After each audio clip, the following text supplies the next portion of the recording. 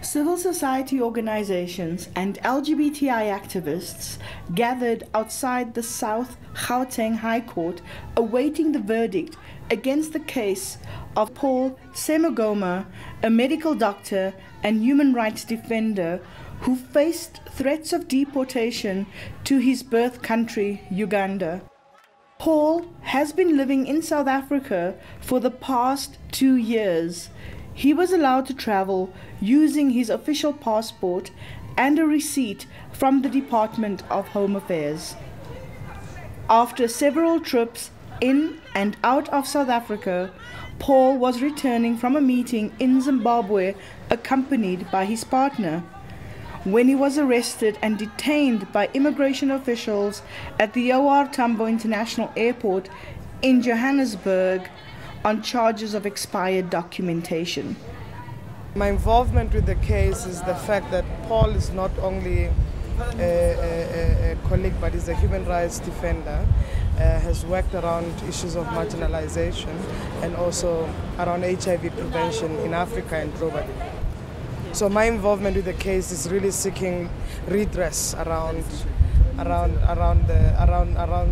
Paul's detention, and also to ensure that he receives appropriate documents in the country.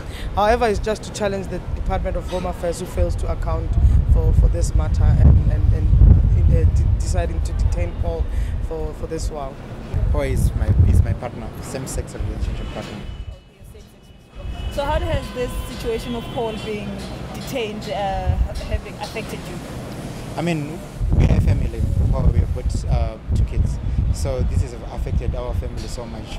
Everything that we do together, and it's distressing.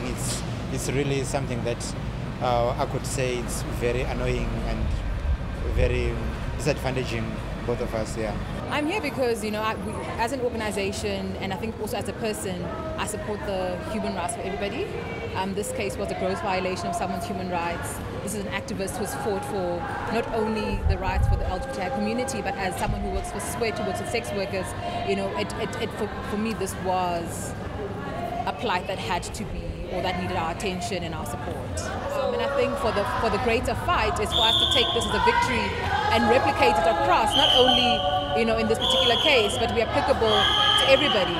And I think also as the South African government, you know, this is something that has to be shown to the rest of the African country, to the African continent. You know, as it stands today was a victory, but we are all aware what's happening in Uganda, what's happening in Gambia, and in many other African countries around the rights for the LGBTI community. After a week of deliberations and negotiations between Paul's lawyers and the Department of Home Affairs, Semugoma is a free man. He was issued with a permit called the Exceptional Skills Permit, which grants him the right to live and work in South Africa. To the delight of his partner and his comrades, he starts a new life in South Africa. The words cannot even describe it. It's exciting. It's still dreaming. I mean, when we are in home, open the doors.